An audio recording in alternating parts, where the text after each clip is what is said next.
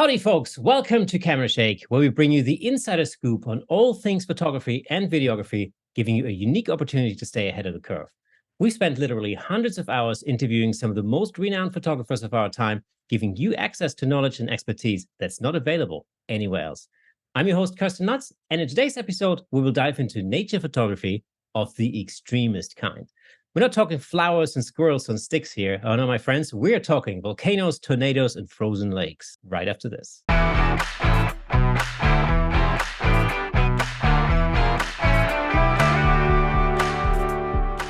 Welcome to Camera Shake Podcast, episode 161. But hold on, as per usual, if you enjoy this podcast, please join the Camera Shake community over on camerashakepodcast.com so that you're the first ones to know when we've got some exciting news for you. You'll find the link in the description, or if you're watching on YouTube, it'll be right down here somewhere on the screen, unless I forget to put it there, which does happen sometimes. But without further ado, let's give it up for today's special guest, extreme nature photographer, photojournalist, the man with an affinity for Stranger Things and a love for M&Ms. Give it up for Mike Mezuel II. Mike, man, how are you? Good, man. Thanks so much for having me along. It's an absolute pleasure, man. I'm so looking forward to talking volcanoes and tornadoes and the whole thing. You sure you don't want to talk about like puppies and sticks and squirrels? Because we can do that too, man. We can swing it over that way. What's that? I mean, okay, I have to say that this was really something that surprised me when I looked at your website, for example, because I know you as basically an extreme nature photographer. Lava streams and volcano eruptions and all the rest of it. But when I looked at your website, I realized you actually shoot a whole lot of other stuff too, like concerts, for example, and your concert photography rocks, dude. So, thanks, man. And I think you mentioned weddings as well and stuff like that. So it's incredible, the overall variety of stuff that you shoot. Yeah, when you say extreme nature, everybody's like, "Oh man, isn't that dangerous?" I'm more worried about the weddings. that's what scares me the most. But no, yeah, I pretty much photograph everything you point a camera at. My work's been getting known over the years for more of the volcanoes, the severe weather, the landscape work. But when I'm not doing that, I spend time shooting, concerts, professional sports, commercial work. Pretty much the only thing I don't photograph is nudes and babies. And it's, I've been there before. And that is just one of those things where I'm like, hey, this isn't for me. And let me just stick with what I enjoy. So, but I enjoy photography as a whole. So anything you can kind of create a moment or capture a moment or create an image out of, I enjoy. So yeah, it's pretty diverse and it keeps me on my toes, and it's something that allows me to not get burned out with just one particular subject matter. Yeah, I love that. And I completely agree with you. It's it's really interesting sometimes to dive into something that you're not really that accustomed to. I find that with street photography. I love street photography. I'm not very good at it, and I'm not very experienced in it either. I just like to get better at it. So I put myself into these situations, where I'm not necessarily the most comfortable in. Like street photography, as in like, approaching people and stuff. It really, it's hard to get over that hurdle. But once you get there, it's beautiful, and that's the thing. Yeah, I think a lot of photography though requires you, in order to be good at it, right? It requires you to step outside your comfort zone, to put yourself in that uncomfortable area, because if you go in there and you have, it's good to have confidence, right? But I think there's such a thing as having too much confidence. And if you're a little uncomfortable every time you shoot, I think that helps you kind of tap into your inner creativity, to think outside the box, to see perspectives that maybe you wouldn't see if you went in there too comfortable. So we'll not dive down the storm rabbit hole yet, but like with storms, I've been doing that for years, and I still, every single time I go out, I get nervous a little bit and I get uncomfortable. And I think that helps me keep me on my toes with looking at all the different parts of the storms to create images with. So I think it's a good thing to have. So it's interesting you say that, because I feel exactly the same thing about performing live. As many of our listeners and viewers know, in a past life, I used to be a musician. Well, I say I used to be, but I'm still a musician, really. But I used to perform a lot. Let's put it this way. Yeah. And there's this thing where people think like, okay, if you do that professionally, it must be like totally second nature every time you walk out on stage, and it must just feel like like you playing in your living room. But the reality is, I've always been nervous going on stage, Yeah. And I remember thinking, you need that little bit of nervousness to keep you on your toes, to keep you switched on and alert, to what's Yeah. going on around you. And because you've got to, when you're on stage, you're playing with other musicians, you got to listen, stuff's happening on stage, lights are going off, people are jumping around. It's a pretty frantic, crazy situation. And yet you still have to perform, and play the right notes most of the time. Otherwise, you know what they say, if you play the wrong notes, play it again, pretend it's jazz. Yeah. Not that I Right. ever played any jazz Yeah. gigs, really, but it's this thing where, a little bit of nerves really, really helps. And I used to think, the day I'm not nervous when I go on stage is probably the day I should quit. Exactly. No, 100%. I have two sayings kind of very similar to that. One is the day that I pick up my camera and I feel like I'm going to work is the day I should put down my camera and take a breather. And then the other one is the day that I feel like I'm out there shooting and just bored is also the day that I should put down the camera and just take a step back. Because you have to be on your toes no matter what you're doing. I think that keeps you lively, that keeps you energetic, that keeps you focused, that keeps you, creative, keeps the gears turning. You don't plateau, right? Um, you don't find yourself out there going, well, I know what to shoot. This is the shot versus, well, I have an idea of what to shoot, but let me see what is going to happen, what I can work with, and what else I can create. And I know that when you first started shooting, you started shooting on film back in the day. Mm-hmm. Yeah, it's funny because I still have that camera. It's an old Yashica MG1 camera, and it's got the little silver crank on top, the big old metal cable release you plug in, and you can lock down. And yeah, I started on film, and I never imagined my life being here. To be completely honest with you, like photography was nothing I ever planned to make a career out of. It's nothing that I ever even planned to make a hobby out of. I got that camera. My parents love the story. Uh, when you turn 16 here in the States, you expect to start, driving a car, getting a driver's license or permit, or maybe a cheap banged up car for you to learn on. And my birthday, my 16th birthday, I believe it was um, nothing happened. And it was like 3/4 of the way through the day, my mother, who's this like little 5 foot nothing Italian woman, came out and she's like, "What do you want for dinner?" And I was like, "Well, let's maybe go out. Let's go out. It's my birthday." And her eyes lit up and like she completely like made this U-turn and just shuffled into the bedroom. You heard the bedroom shut. And I was like, cool. They forgot my birthday. And Oh no. a few minutes later, they come out. My mom, my dad come out with this black leather bag, and this black leather bag just kind of looked beat up and worn down. And I was like, "Oh, happy birthday!" And I was like, "What in the world is this?" Unfolded it, or like took the casing top part off, and it's all falling apart. And it had this green foam that just looked like it had been through like World War II, and inside was the Yashica camera. I was like, cool. Like, and this is back before like we ever had like any sort of like iPhone camera or anything like that. And I was like, cool, this is a camera. And my dad said something at that moment that changed my life and my career. And he said that this is the camera I had while I was in the Air Force. I never learned how to use it, so maybe you will. And my dad and I have always been, a little bit competitive. Yeah. And so my mind immediately went to, well, I don't care about photography, but I care about learning something that he can never do. And it just snowballed from there. Like I found myself enjoying it, shooting, rolls and rolls and rolls of film, having no clue what I was doing, and writing all my settings down on a little yellow notepad and saving up my allowance and going and getting the film developed at the drugstore and comparing and being like, okay, well, now I need to go to the library and check out a book about this so I can not screw this part up. And yeah, I know that was kind of going down a rabbit hole there, but like it all started with film and learning that way. So yeah, and here we are now, and I could take 7,000-8,000 photos on a memory card. Yeah, well, exactly. It's crazy. It's really funny you saying that. It's I remember, when I was a kid, my so again, talked about this many times on this podcast, but I'm a third generation photographer. My grandmother started the whole thing in 1938, and then my dad used to develop black and white film in our bathroom, right? So back in the day, we used to live in an apartment, and basically, when he was developing his black and white film, literally the bathroom door was shut, and it was like a red light, like no entry. And I thought, oh shit. That's awesome. Yeah.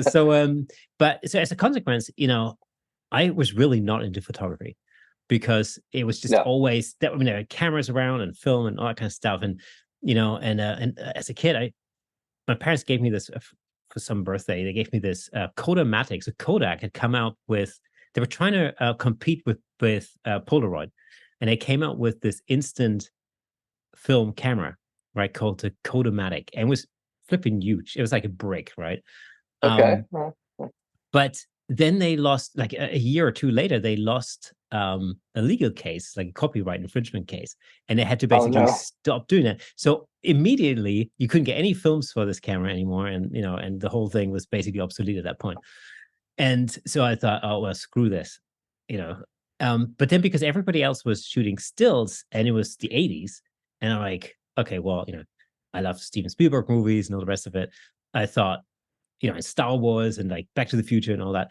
I kind of thought, I want to make movies. That's what I want to make. Screw these stills images. I want to see stuff moving in those. And so, and at that time, sort of home video cameras became available, and so and so I literally I saved up all my birthday money and every last penny I could find, and I invested all of it into a video camera, like a Video 8. So you're walking around with one of the big old bricks? Yeah. Nice. Yeah, literally. And man, this thing was like surgically attached to my shoulder and my eye socket. I filmed everything. The most boring stuff, like, I don't know, my parents drinking coffee. Literally. And then, eventually I started making little movies. So I started writing little scripts, and then I was really into practical effects. So I made lots of practical effects, and I had lots of Star Wars toys, and I like rejigged all the spaceships and turned them into new spaceships and all that kind of stuff, That's and then, awesome, man. yeah, and it was super fun. Do you still have these? Yeah. So funny enough, my mom actually found a box of like a whole box of videotapes in the basement. Only about maybe a year ago, and she sent them over to me to England. Yeah, and it's incredible. I mean, it's funny watching it because some of it has deteriorated because it was magnetic tape, and they're probably like 25 years old or something, 30 years old. But some of it was actually in remarkable condition still, and that's awesome. I mean, there are some interesting. It's funny, and it's the same with photographs, of course. Sometimes you look at old photographs and you think like, wow, these people aren't around anymore, for example. And it's really, it just goes to show that really what's happening is we're really freezing a moment in time, by when we're taking photographs.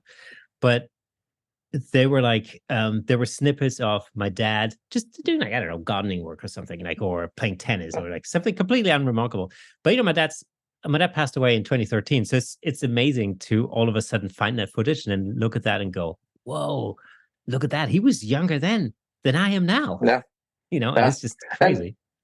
And it's cool because it's I think with photography, a lot of us we have our niches, right? We have our things that we're really passionate about, but we also have the stuff that we just take pictures of, right? We just take a picture here, take a picture there. Like in the past few years I've gone over time lapse. I've gone into time lapsing. Yeah. And I time lapse everything now. So like my girlfriend, my parents and I were coloring Easter eggs this last Easter, and I'm like screaming at everybody, stop, don't touch the eggs yet.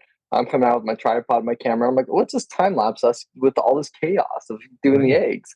And, it's like, what am I ever going to do with that? I'm not going to put that up and, win a Vimeo award for it, but it's something that, 10, 20 years from now, it's like, oh, those fun little moments, if it wasn't for photography or whatever, videography or whatnot, we would probably honestly forget those moments ever happened, right? Exactly. And they help tell stories, no matter how big or small or insignificant or significant they may be. Especially those, insignificant moments, or insignificant in inverted commas, really. Yeah. They tend to fade. They're the first things that fade from a memory, because we remember like the big moments, the birthdays and the like festivities and the big events that are happening. But just those little tiny little insignificant things, are the first ones to fade. And that's why, like, photography and video, we're so blessed, now that we can record everything in our phones, even. Yeah. So I sometimes think, like, my daughter, my youngest daughter is 12, and I've got, I don't know, I mean, I've got terabytes of video Yeah. clips and photos of her growing up, which is Yeah. amazing. Yeah. And compared to like what our parents had of us, it's shoe Exactly. boxes full of, Yeah. a picture here, a picture there. Yeah. And it's a double-edged sword, though, I feel like, because the accessibility of videography, the stills, everything is, right here, right?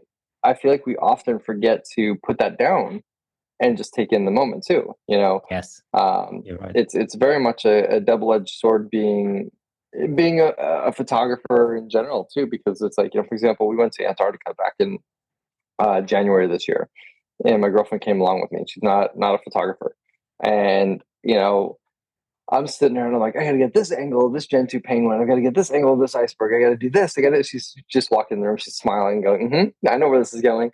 And like, I'm sitting here and I'm just so focused on trying to create these moments. And she's got her head on like the zodiac and just kind of just looking and taking in. And I'm like, kind of wish I could do that. Yeah. Like, I need to put the camera down. And I think we forget that. I think that's something that with the ease of access to, whether it's an iPhone or a camera, a digital camera these days, we forget to do that. So it's Yeah. such a double-edged sword. Exactly. And sometimes it just takes another person to remind us of that. My 12-year-old daughter really is my conscience in that respect. Yeah.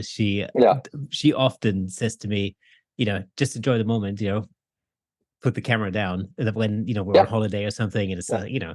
a beautiful sunset or something like that. And I'm like, oh, okay, and she's like, Yeah. oh, just look at it. It's so beautiful. And it's true.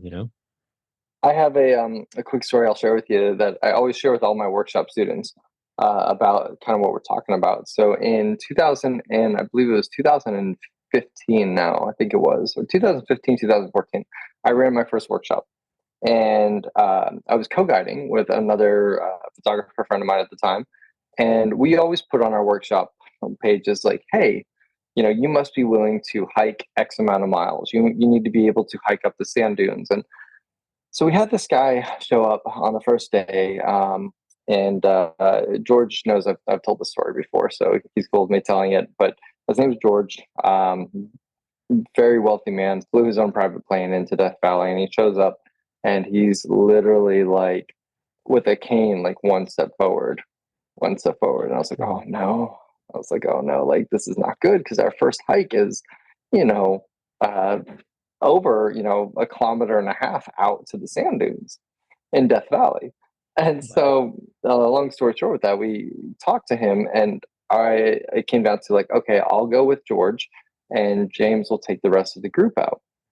So we go out there, and like the rest of the group just takes off, and George and I are moving at a snail's pace, and the goal was to get into the sand dunes to get a sunset, and we're moving pretty pretty slowly.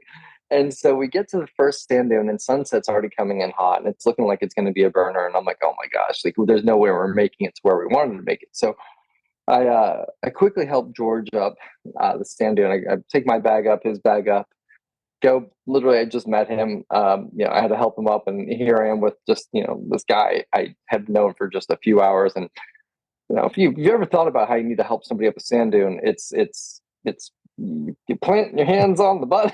Right. And I was like, told him, I was like, George, I'm gonna push you from behind, buddy. And like we got him up to the top of the dune, and I said, all right, let's, sunset's looking pretty good, like the colors are coming in already. And I was like, let's get your camera out. And he goes, no. And I was like, kind of shocked, because I was like, no. I was like, oh my god, is he okay? And he goes, okay. So I get my camera out and I compose a quick shot, and we're talking like sunset was on fire at this point. And I told him, I was like, all right, George, this is the shot. And he's like, that's a beautiful shot. And I was like, let's get your camera out. I don't know how long this light's going to last. And he goes, no. And I was like seriously concerned. I was like, this guy is like, is he about to like have a medical issue? And he goes, you look confused. I was like, with all due respect, yes. And he goes, may I ask why? I was like, well, you signed up for a photography workshop. You literally hiked all the way out here to the sand dunes. We have a beautiful sunset coming in, and you won't pull out your camera. And then he started laughing. He goes, "That's a good reason to be confused." And I was like, "Yeah, okay. So I'm glad you get that." He goes, "Now let me tell you something." And what he told me next has stuck with me through all my adventures. He goes, "Mike, I think he was like 81 at the time or something like that. Let's just say he was 81. I think it was low 80s." And he's like, "I'm 81. I've been around the world 3 different times. And I promise you, I understand like that you are a good teacher, but but what did he say?" He said, "Ever since I was a young boy, I've always wanted to come to this spot out here and to watch the sunset. And no matter how good of a teacher you are, you will never be able to, or the photo that you teach me to capture will never be as good as the one that I capture with my own eyes." And that just, Yeah. so he sat there and just watched the sunset. I, of course, went and shot, but he literally just did not pull his camera out and he watched the sunset. And so the moral of that story is we get so consumed by, hey, we need to capture or create an image. And really, that's okay to do that, but we also have to take in what we're shooting. And the first time I ever saw the Northern Lights, I was going through a pretty rough time in life. Didn't, wasn't in a good mood. Northern Lights came out, and I shot probably the first 5 hours without actually looking at them. And then George popped in my head, and I laid down on a rock for about 15 minutes. This was a night sun, just staring up at the sky. I cheated a little bit. I let the camera time lapse, but I was laying in there and watching the lights for about 15 minutes, and then I went back to shooting. And we got so lucky with the Northern Lights from sunset pretty much to sunrise. Um, but what I remember from that entire night is that 15 minutes of laying on that rock, feeling the breeze, watching the lights dance above, just taking in the surroundings. So yeah, we have to not be so consumed by creating an image, but yet taking it in as well. Because, when it all comes down to it, do you really want to witness and experience that moment through a viewfinder? Exactly. What drew you to sort of extreme nature photography? Like what drew you I to fell these down a extreme conditions? I fell down a flight of stairs as a kid. Yeah, no, for me, I think it's the elusivity of it, if that's even a word, elusiveness of it. Yeah. Uh, you know, I've always been just completely consumed, completely fascinated by this planet that we live on. Like for me, living in a city is not for me. It drives me crazy. Traffic drives me crazy. Like getting out into, it doesn't matter if it's the plains of West Texas or the canyons of New Mexico or the mountains of Canada, whatever. Just getting out into that kind of environment, just it does something to my soul. So I've always been that way. But like I've always been fascinated too about the power of nature. So, you look above our heads, right? You even go outside, it's a blue sky. There is so much energy up there. There is so much that is happening above our heads with wind, with moisture, with thermodynamics, all that stuff. That to me, when something comes from that isn't man made, that's fascinating. And I want to capture that. So with storms, for example, seeing something that just is literally formed out of nothing, quote unquote, above our heads, and you have that much energy, I want to document that. I want to create a photo of that. And also, a lot of people find that scary, right? They see these severe storms, they see tornadoes, and most people, probably the smarter ones, run into some sort of shelter. But there's a beauty to it, and I want to tell that story. At the same time, too, you go to Yosemite, Half Dome is always going to be there. You go to Iceland, Skogafoss waterfall is always going to be there. With storms, you are photographing something that is literally there for a mere few hours, maybe if you're lucky, and then it vanishes into thin air, and you're photographing something that no one else will ever get to photograph. In that particular moment, right? And with volcanoes, it's kind of the same, kind of different, but it's also like photographing and telling the story of how this world was created, right? You get to see these volcanoes erupt, and you get to see the power that's beneath our feet. and you get to see the way that, for example, documenting the Kilauea eruption in 2018, the way that the Hawaiian Islands are actually growing, and because of that event, it's intriguing, it's humbling, it's beautiful. So there's so many different things that go into why and how I got into that. How much preparation goes into those kind of expeditions? If you're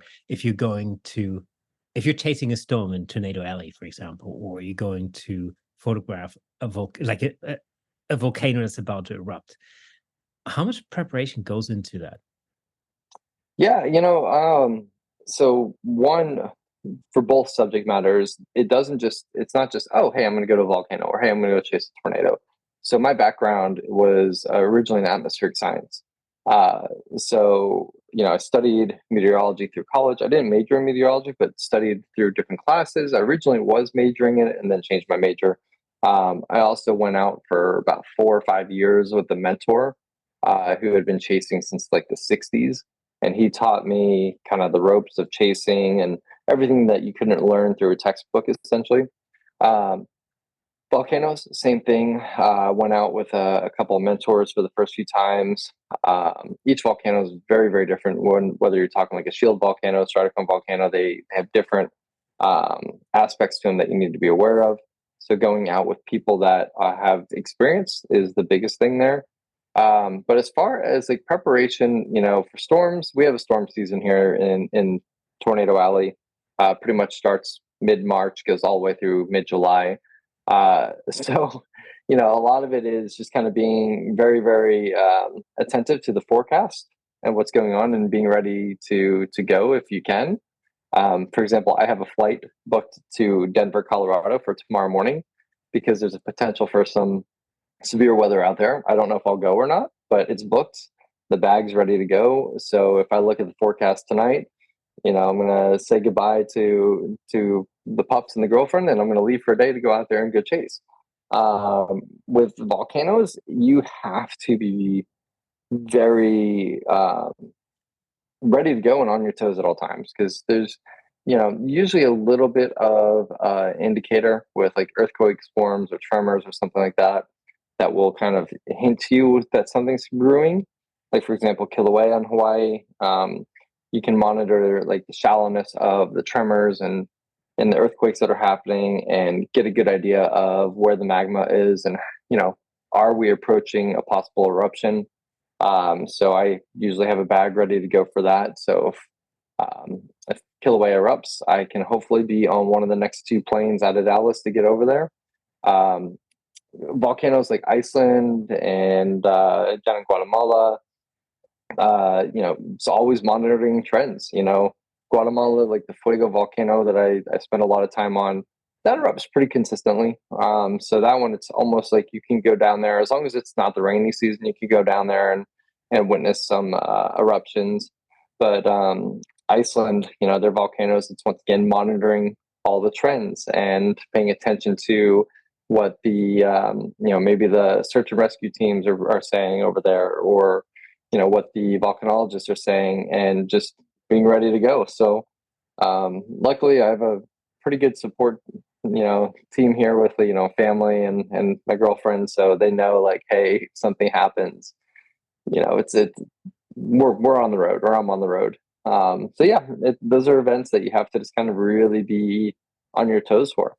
And that can make or break you getting to photograph it. How do you balance? I would say, so when you're there, Yeah. how do you balance the need to get the shot with your personal safety? Like, where's that balance usually? It's a fine line. It's a fine line. Like, I love my life. So I don't ever want to not come back from something, right? But when you look at the reality of what you're dealing with, in particular tornadoes and volcanoes, like these are natural disasters, natural events that kill people. So you have to go out there with the willingness to accept that this could be your moment, right? No matter how much you study, no matter how much you prepare, no matter how much you think you know, nature is still in charge, right? I've been chasing storms for almost 23 years now, I believe. And there are times that I go out there, and I mentioned this earlier, like I'm nervous every chase because I know what the storms can do. And I also know how insignificant I am in relation to those storms. But I have seen things with storms where everything you learn in your atmospheric science books goes out the window, and nature's like, "Here, watch this. Hold my beer." And all of a sudden, you're just like, "Wow, that was not supposed to happen," and here we are. And you have to be willing to adapt. So yeah, it's I'm more conservative, especially now as I get older. I'm more like, okay, let me start further back and work my way closer, as opposed to 15 years ago it was just like full send. Um, but yeah, now especially I feel very confident around storms. Like I said, still nervous at times. Well, every time, but still, you know, I feel pretty good with knowing the dynamics of a storm. Volcanoes, I've only been documenting volcanoes now for about 8 years, and so there's still a lot to learn. So I am very, very cautious on approaching them. It's not just like, for example, with Fuego, it's not just, hey, we get to base camp and then you run across the valley and you get onto the ridge of Fuego. I usually get to base camp, spend a day there, watch the activity of Fuego, watch what's going on. Is it doing anything that looks looks different than what I've seen in the past. Are the plumes doing this? The explosions doing this? Has there been any shifting in the direction of the eruption as far as like maybe the crater has been blocked on one area? Like you're always looking before you go. It's not just, oh, let me just go run up to this volcano. So yeah, there's definitely some things to take into consideration there for safety reasons and for photo reasons. And also, I mean, safety also not only is of personal safety, but also safety in terms of equipment and gear. Because I'm thinking like, thinking about the sort of hazards of like, let's say, shooting a tornado. You've got sand, dust flying around, at like high Yeah. speeds, so that can wreak havoc with your equipment. And when you're when you're looking at a volcano erupting, I mean, it can melt all of your stuff. So Yeah, it's like, it's how do you prep for that?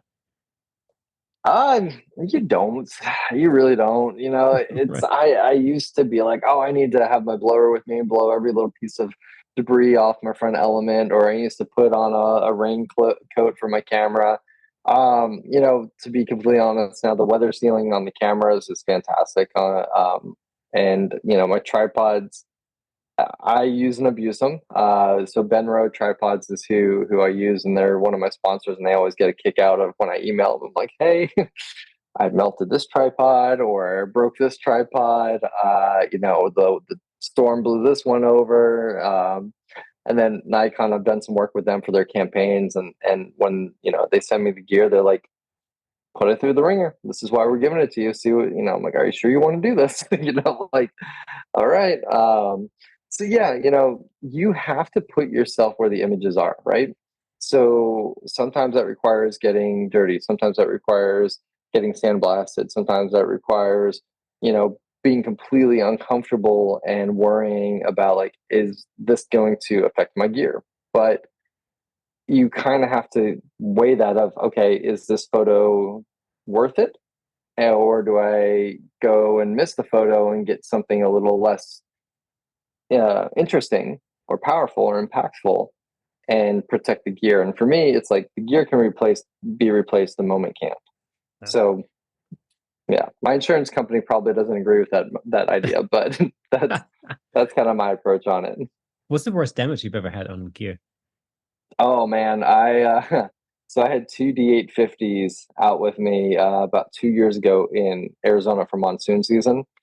And somehow, some way, I don't know how I did. I think I know the storm that did it, but I'm usually not afraid to change lenses out in the field. But I pitted both sensors from getting sandblasted.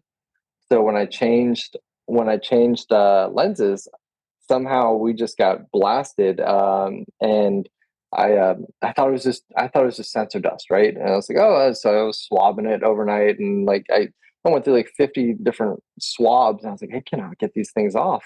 So I took it to one of the local camera shops, and the guy was like, yeah, you pitted your sensors, like literally, like these sensors are destroyed. So luckily, insurance was taking care of that.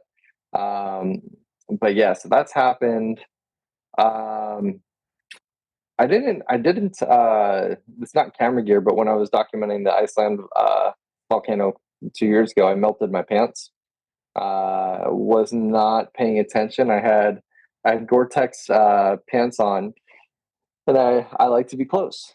So I would get as close as I could for a couple seconds because that's all you could handle, and then I'd back off. I'd get close and back off, and I didn't realize until I got in the car with my buddy, and he's like, "What's wrong with your pants?" And I literally, and I'll have to email you the video if you want to see it or not. But they turned crunchy, like they were literally melted.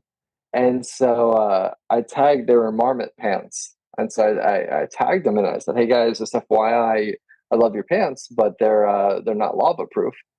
And their social media team got back to me and they're like, "Hey, what pants were those? What size? What's your mailing address?" And they mailed me a brand new pair with a little note that said, "Please note, still not lava proof." Like that's I appreciate that. That's nice. Thank you. They're like $400 pants. I appreciate that.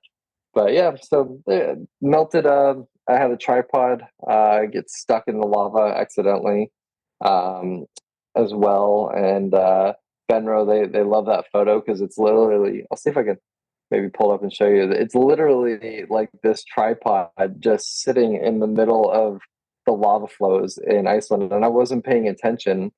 And luckily, I was able to get the camera off, but the tripod died a horrible death. Um, so yeah, there's been a few things that have happened out there. Oh, they got such a kick out of it, and you know, now there's the running joke of please don't destroy this tripod when I try out a new tripod for them or something like that. What's been your most memorable experience? Whew, man, that's actually asking me like pick a favorite kid. Um, Feeling and experiencing nature, right? And so I try to do that with every single outing, whether I'm shooting landscapes, whether I'm shooting storms, tornadoes, Milky Way, whatever it may be. But there was the first time I went to Guatemala to document the Fuego volcano. It was everything that could go wrong went wrong. Um, we were supposed to be well, we were given access to the only farm road that allows you to drive almost to the top of Fuego. So we were given access to that because we had probably about 80 pounds of camera gear, food, water, all that stuff each to take up there. Well, the vehicle that we took in the super steep road, you know, the whole road is like 11, 12, 13,000 feet in elevation. Uh, the vehicle did not appreciate that road, so it broke down about halfway up.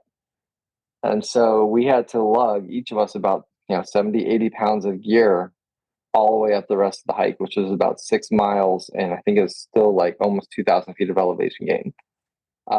It was the worst experience ever. You're sucking wind through a straw. You got all this gear. It's super steep. You're on a dirt road. So literally it's like walking in sand dunes. Like, you know, you're sliding around everywhere. Um, there were multiple times where, and it was dark, by the way. It was not like daylight anymore. There were multiple times where I was just like, I'm laying my sleeping bag down. I am sleeping at a 45-degree angle, and we're just going to go back down in the morning and just not even do this. But you could hear where we were. You couldn't see Fuego, but you could hear Fuego. And you just hear these massive, sounds like bombs going off. And that just kind of kept me going. And it sucked. I mean, every part of that hike was horrible. But I will never forget there's a part where you're about 15 minutes from base camp where you finally round this corner and you can see Fuego. And as soon as we rounded that corner, one of the biggest explosions that it had the entire time we were there happened. And you just see these orange projectiles going up.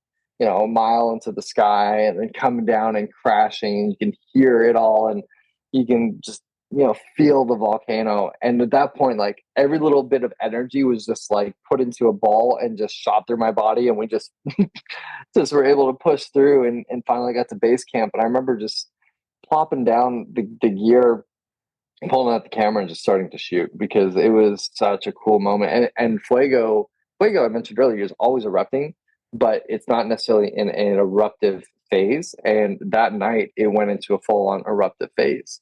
Um, so we shot some of the biggest explosions that have been on Fuego in years at that time. So yeah, for me that was a really really cool moment. I don't know if I have a favorite moment, but like that is probably up there top three because we busted our butts to get to that spot. And like I said, there were multiple times where it takes a lot for me to tap out, but there are multiple times where I'm like, I'm sleeping at a 45-degree angle.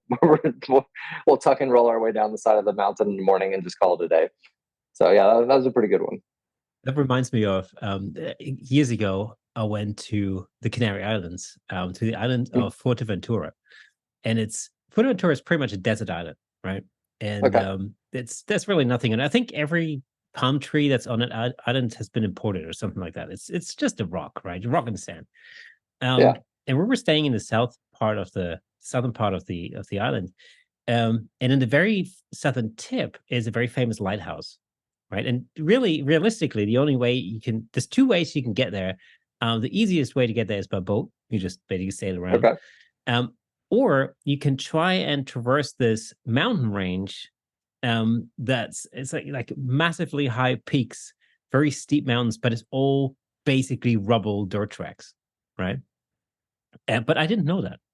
And so one day we thought, oh, well, you know, this looks like a great lighthouse. We must go and, photograph that. And I thought, oh, well, I'll hire a car and we'll go down there. And Oh no. usually, the road system in Fuerteventura generally is actually really good. I mean, the main roads are like brand new, perfect. And me being a bit of a cheapskate, I went and I hired the smallest car that I could find because I thought, why should I Oh. spend money? I was just, we're just gonna hop in the car, drive down there to this lighthouse, and go back, have a nice day out, and that's it. So I hired this. I don't even know what it was. It was like a Fiat Panda, which is like a tiny, tiny little thing. This sounds a No, horrible car. I know it's horrendous. It's like it's smaller than like a VW Beetle. It's a tiny little Oh car, gosh. no aircon in it. And I thought, that'll do. And we got in the car. We picked the car up, got in the car, and there was a big sticker on the dash saying, "Do not go off road." And I'm thinking, why would I go off road in this car? Like, why would I want to go off road? This doesn't make any sense. Totally Yeah, what ignore do it. they know that we don't know? Exactly. So, but I didn't really, I don't know, didn't think any more of it. And we started driving. And then, then there was a sign saying, I can't remember what the name of the lighthouse was, but basically pointed into the direction of that area. Yeah. And it was basically a dirt track that came off of the main highway. And I'm thinking, okay, well, I mean, it does say don't go off road, but surely it can't be that bad. Anyway, this is like I think it's a front wheel drive little car. Oh gee. Yeah, and so we head onto this dirt track, and it keeps going, and then the incline's getting steeper and steeper, and it keeps winding its way up into what seemed like hills at the time. And then it gets steeper and steeper, and all of a sudden I can see the mountain range, and it was freaking like Mordor. It was Oh no. horrendous. And then I kind of thought, well, again, I mean, clearly there's a road, so it can't be that bad. Anyway, we kept going, and then we kept seeing these cars coming the other way, and they're all like 4x4s, Yeah. like all-terrain That's a sign vehicles. right there. Yeah, exactly. And then for some reason, I thought, well, we'll just carry on a little while. And then we got to this point where literally there's a dirt track, there's no barrier or anything, and then there's like 100-meter drop, right? Oh Like a no. sheer steep drop. And I'm like, dang, there's no turning around here. There's literally no turning around. There's nowhere to turn around. It's like Uh a single track, dirt track with a 100-meter drop on one side and a massively steep mountain on the other. And it's like, we're gonna have to keep going. And it got to this Oh, point, geez. it was horrendous, man. And it got to the point where the car was almost not making it. It was getting too steep for this little car to go. It's just like, and I was like praying. I was like, man, please, please let me get to the top or something, And Yeah.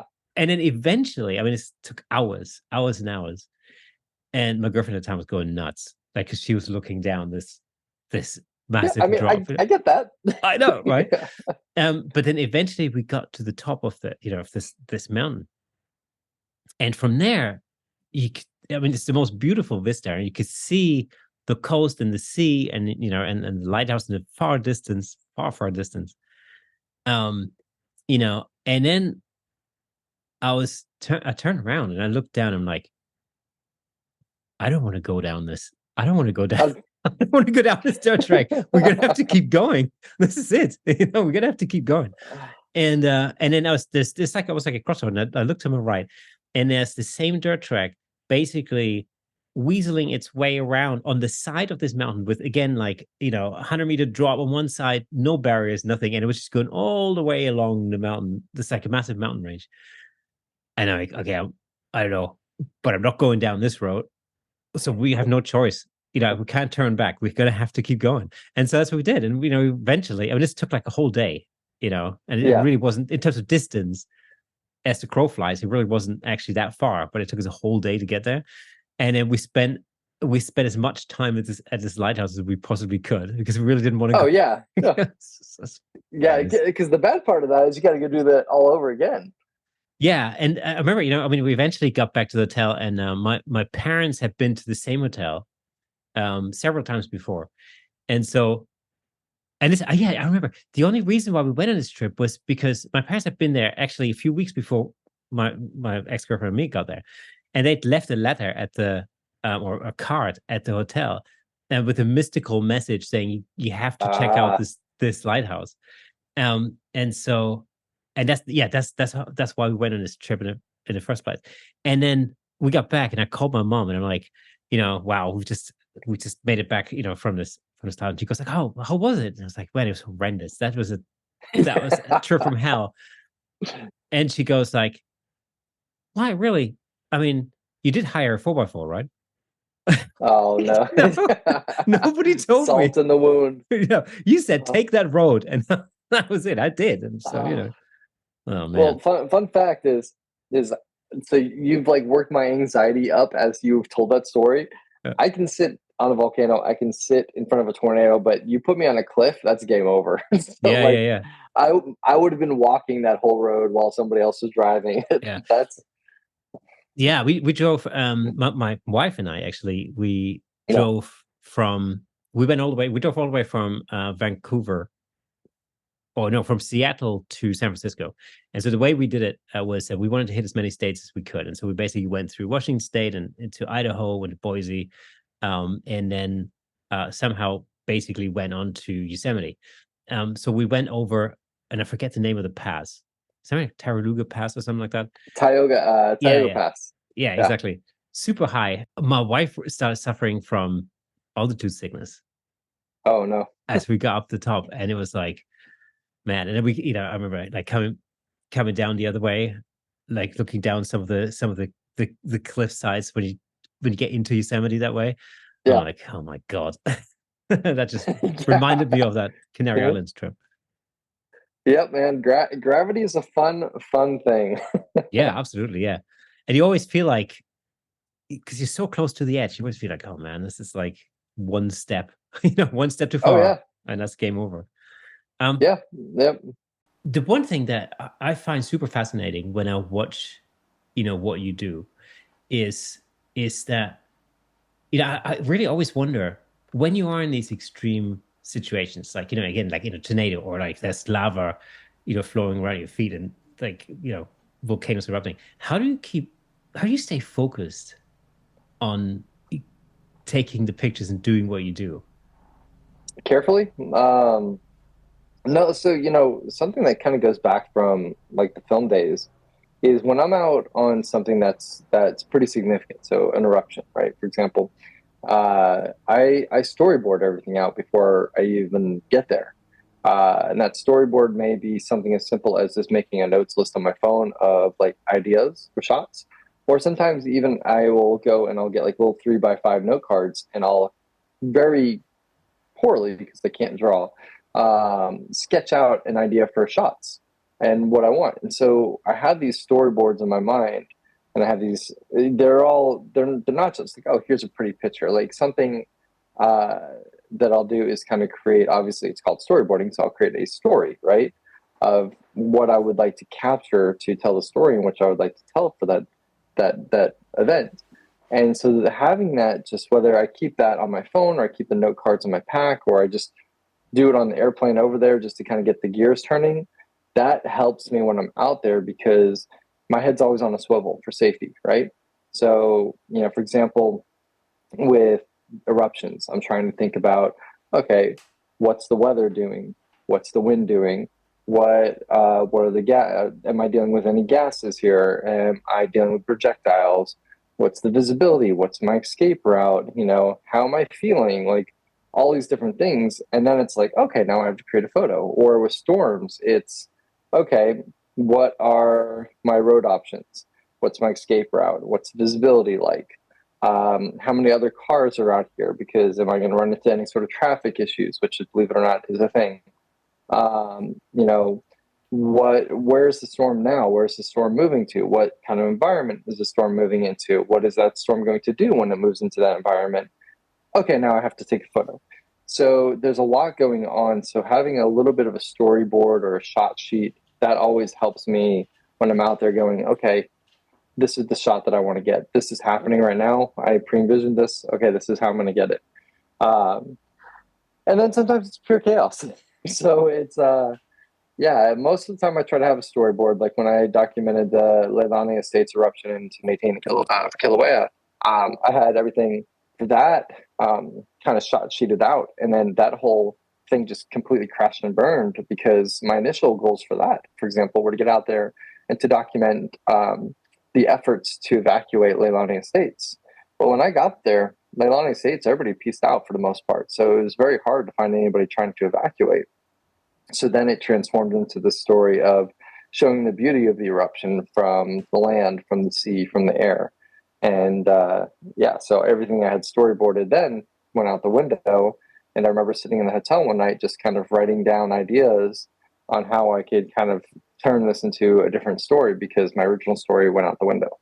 So yeah, it's having a vision of kind of what you want to create, but also being willing to adapt because once again, you're not in control. So there's one thing I read on your website, um, where you were talking about the scariest moment that you've had shooting, which and you said nearly falling into a frozen lake in Alberta, Canada, in minus 17 degrees Fahrenheit, with no way to get help.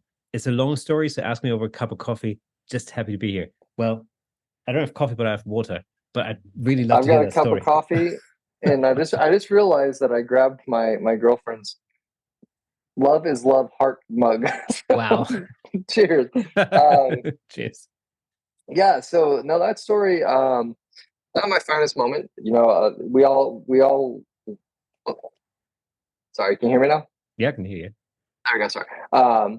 So yeah, we all learn throughout the years, right? And there's a lot of stuff that we all reflect back on. A sketchy road and a front wheel drive car. It's all stuff that we look back on and go, "Wow, that was dumb." This was my dumb moment. But at the time, I think a lot of it had to do with just being naive to where I was. So I was up in Banff, Alberta, Canada, Banff National Park. I was there with a good buddy of mine, and he and we were wanting to go out and photograph these methane bubbles that get caught up in the ice when the lakes start to freeze, and they make for a really cool foreground. Well, there's a lake up there. It's called Abraham Lake that is notorious for that, but that hadn't frozen over yet. So we were looking around for other lakes that possibly were freezing over, frozen over, and we came across Bow Lake, which is up on Icefields Parkway. It's in between kind of Lake Louise and Jasper. I know it well, And actually. so, yeah, Yeah. that's the lake. I have a love-hate with it. So it was all open water, and both of us, being from the south, we knew nothing about ice safety, right? So it was open water on the first day we got there, and I think on the third day it had frozen over. And so, we go there and we go there for sunrise. And our initial goal was to just shoot Boat Lake for sunrise, but we saw the whole thing was frozen. And, we get out of the car. It was I think it was minus 14 Fahrenheit. So really, really cold. We get out of the car and, it's got that fresh lake, sound. It's the bing, bong, bong, and it's like all these like Star Wars sounds, right? And we get out and I'm like, okay. And he's my buddy is the very, very cautious one out of the two of us. And I'm like, let's go. And so we noticed there's one guy out on the ice already. And it's kind of like twilight light. And he's about 80 feet out or so. And so I'm walking out there and I'm like, this doesn't sound safe. Like everything in my body right now is telling me this is not a good idea. And I didn't even have micro spikes. I had no like crampons, nothing. I'm just walking bare shoe or bare boot out there and I'm sliding around. And so I go up to this guy and I was like, hey, where are you from? And he's like, oh, I'm from Lake Louise. I was like, cool, you're Canadian. Is this safe? And he kind of laughed and he's like, ah. And I was like, okay, that's not very convincing. I was like, I'm from Texas. What should I be on the lookout for? And the ice was so crystal clear that you could see all the cracks in it. And you can kind of get an idea of like the thickness of the ice. And he's like, well, anywhere that's really more than 3 inches is probably safe. And I was like, okay, cool. Thanks. I'll let you get back to shooting. I was like, by the way, have you ever fallen through the ice? And he's like, oh yeah, I fell through the ice once on Lake Louise, and my pack got caught on the ice, and I was able to pull myself out. I was like, oh, okay, cool. All right, I'll let you get back to shooting. So I'm like looking everywhere where I'm walking, and I'm like, okay, that's 3 inches, that's 4 inches. Okay, that's death over there. Like that's safe over there. And so I finally come across and I find the bubbles, and I kneel down, and I start shooting. Well, when I got done with my shot, I made a big mistake. I stood up, and instead of stepping the way in which I came, I stepped another direction, not paying attention. And the ice just spiderwebbed out from underneath me. And I didn't go through. It just spiderwebbed out, probably a solid 3-4 feet in every direction. So I'm standing there, and I said some words I won't repeat on the podcast. And my buddy, who was the smart one, was only about 20 feet offshore. And I'm standing there, and I'm like, what do I do? And I'm yelling to my buddy, and he's like, just walk. And I was like, that's easy for you to say right now. Like my legs are literally trembling. So I did what any good friend would do, and I took the car keys out and I threw him the car keys. I was like, save yourself, Well, when I went to move, I got to the point where I was like, I need to do something. I can't just stand here. So I took another step, and then the whole sheet of ice just kind of broke off in like this pancake kind of thing and started slowly going down. And I let out another word, and the other guy, the local guy, heard me, and he kind of rushed over to me. He's like, oh, you have yourself in a predicament. And I was like, absolutely. I'm like literally kind of floating on this piece of ice, and this ice is slowly, the more I'm moving, the more it's going down. And he goes, I want you to do what I tell you to do. He goes, take off your pack and throw it to me. So I take off my pack and I throw it to him. And I'm thinking to myself, I'm like, didn't you just say your pack saved you? And I'm like, well, here you go. So I throw my pack, and I'm starting to kind of like, sometimes I get bad anxiety. So I'm like starting to like trying to calm myself down because I feel it coming in. And I'm thinking, like, if I go in this water, like, there's no way I'm going to be able to swim with all the winter gear I have on. No one's going to find me. I'm over like 100 feet of water. Like, no one's going to find me. Like, what are my parents going to think? So I'm starting to get upset. And so he's like, kneel down. And I was like, no, I'm not. There's no way I'm kneeling down. He's like, kneel down and spread out your arms. And I'm thinking to myself, why would I do that? Oh, and he's getting me to spread out my weight, right?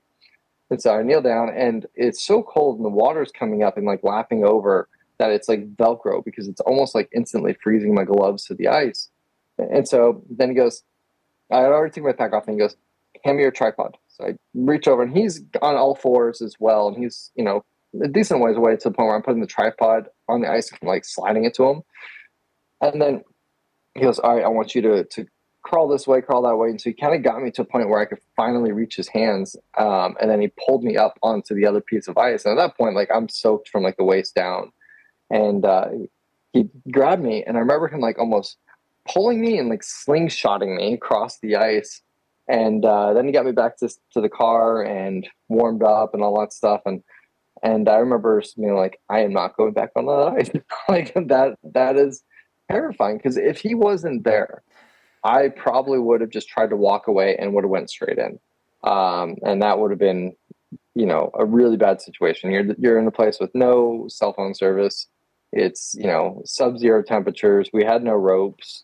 A lot of weight with the camera bag, winter clothes, all that stuff. So yeah, so that was a pretty terrifying moment, because yeah, if he wasn't there, like that would have just my naiveness would have made so many mistakes, would have probably resulted in something really, really bad. But now the funny part is that to that story is afterwards I took a photo of him. Like, we had a brilliant sunrise while all this was happening, and he went back right out into the ice once he got me to the car and made sure it was good.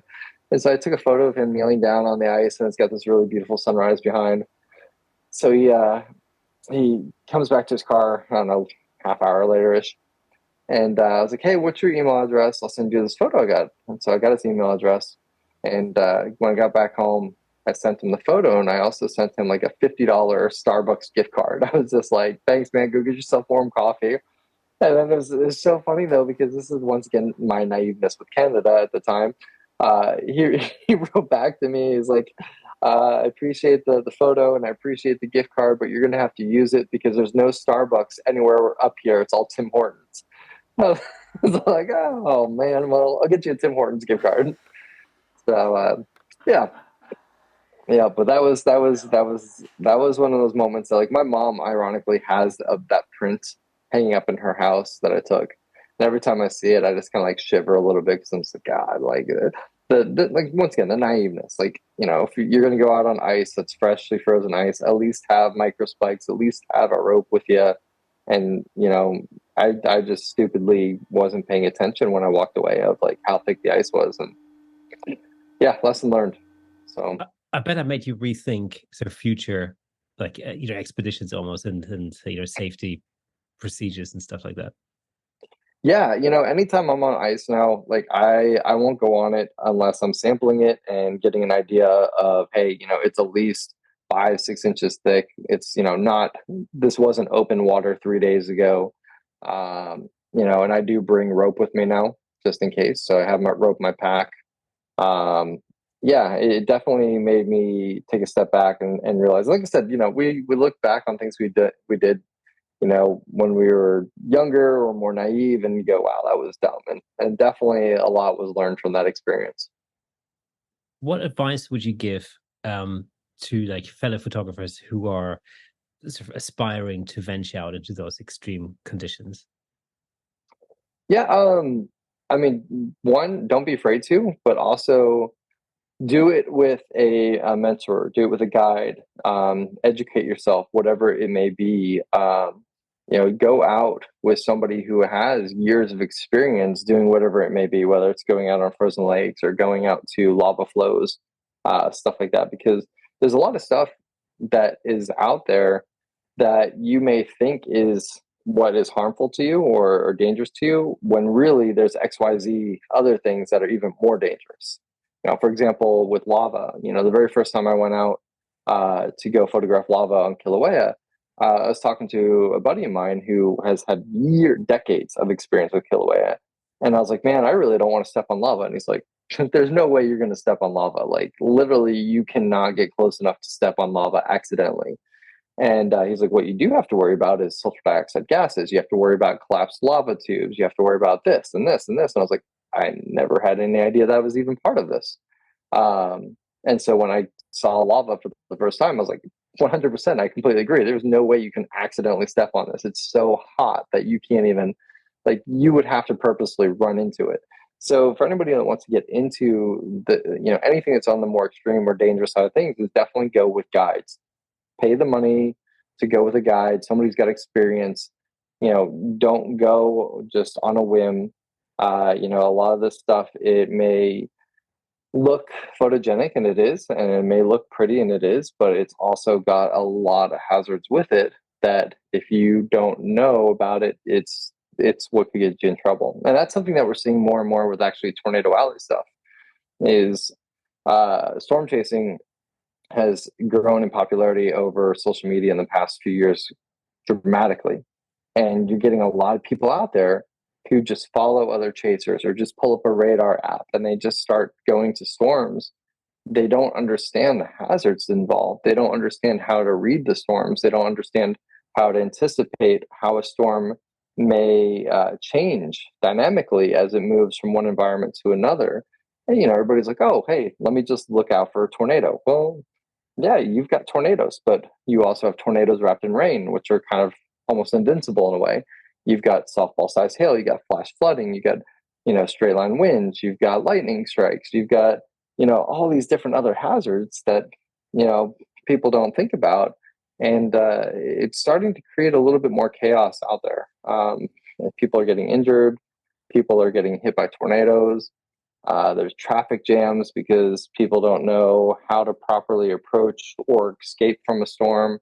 So yeah, go out there with somebody who has experience, grow, learn the ropes. It's going to take time. It's not just going to be one and done. It's going to take a couple of years of getting that experience and study as much as you can, and then go out, kind of dip your toes, get them wet, and learn from that, or learn from that experience.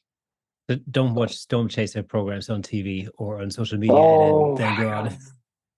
I always find it crazy. Yeah, I find it crazy. It's like it's a little bit like that recent unfortunate event with the sub that went down to the Titanic and imploded. And so when you think about it, you kind of think, well, that is probably the most extreme environment other than space, that we can find ourselves in on this planet. And there's a dude with basically a homemade, I'll say homemade, like a self-built sub taking tourist trips down to the Titanic, like 4,000 meters below. Yeah. I mean, that in itself just sounds so far out that it's just incredulous, Yeah, that whole situation, man, we followed that closely. I was out with a private workshop student last week while that whole thing was going on. We were just talking about, like, do your research. What in all of that, not to judge, but what in all of that sounded like a good idea. And now the more we look into it, you're starting to see more and more interviews with the CEO where he's talking about skipping safety things and how this part was bought at a hardware store. And it's like, oh, yeah. So anybody you go out with for anything, do your research on them too and their companies. Make sure that you're understanding their experience level. Talk to them on the phone, ask questions, not just sign up for, Bill and Joe's wild tornado adventure, and go out with somebody who, has no experience but stayed at a Holiday Inn once, so yeah, it's do your homework a little bit too on that kind of stuff. And of course, for those people interested, I think it can, I can easily say there's probably no better guide than yourself. And of course, you do run workshops in some of these places, like Tornado Alley, for example. Yeah, I do Tornado Alley photo tours. Then there's some other ones out there too that are great. And, like, I'm not saying there are good tours, there are not so good tours, but there are some very talented photographers and atmospheric scientists out there that do run tours. But yeah, for what I run, it's not a thrill-seeking kind of tour for me. It's hey, here's how to photograph these storms kind of tour. So we may not be up close and personal with a tornado, for example, but yet we may be several miles back finding a windmill with composition and the tornado and, the storm above. So I focus, when I take people out there, I take them out on, the goal is to create a beautiful composition with the storm. Whether it's the most intense part of the storm or not, we'll see what we can work with. But it's more about creating a piece of art and something that's storytelling with the storm, rather than, some of the tours are more adrenaline based and thrill seeking based, where they take them in and they smash out the windshields with baseball size hail, and everybody films it on their iPhone. That's not what we're about. So fantastic. Yeah. Awesome. Where can people find your workshops? Yeah, so I have my website. It's MikeMezPhotography.com. There's workshops for 2023, which they're all sold out right now. 2024 workshops are open, and there's some spots left for some of the workshops there. 2025 workshops. It's crazy to even say 2025. Like I feel like Back to the Future should be a thing by now. But yeah, 2025 workshops, they'll come out towards the end of this year. But the storm chasing workshops, they do fill up very fast. Like those workshops sell out within minutes. So if you want to kind of find out more about my work, what I'm up to, workshops, you can sign up for the newsletter on the website. And that's like the best way to get first dibs on any of the workshops. And if you are listening to the audio version, or in fact, if you're watching this on YouTube, then you'll find all of the links down in the description. So make sure you check that out. Mike, it's been an absolute pleasure having you on the show. It's so fascinating talking to you about the stuff that you do. I'm sure, I mean, I've had a whale of a time listening to that. And I'm sure, our listeners would agree. Thank you so much for being on the show today. Yeah, dude, thanks for having me, man. And anytime you want to nerd out, let's chat it up. So yeah, I could talk all day. I know we'll run out of Zoom recording space here soon, but I appreciate the opportunity, man, to come along and hang out with you. Okay, folks, that's all for today. I'm quivering in my boots just thinking about volcanoes erupting. But before we go, let me just recommend another episode that I think you'll like. Check out episode 143, where we're discussing photographing the magic of the Lofoten Islands with Dave Williams. I'm sure you love it. And for those of you who are listening to the audio version of this podcast, did you know that there's a fully fledged video version over on YouTube with plenty of examples of our guest photography in full Technicolor? All you have to do is go over to YouTube, search for Camera Shake Podcast, and you'll be able to watch all past episodes on there. And if you are on YouTube already, well, get in touch and leave a comment. And remember to hit that like button, ring the bell, and share with your friends. You can help us reach a greater audience all over the world. Once again, thank you for listening and watching, and I'll see you again next Thursday.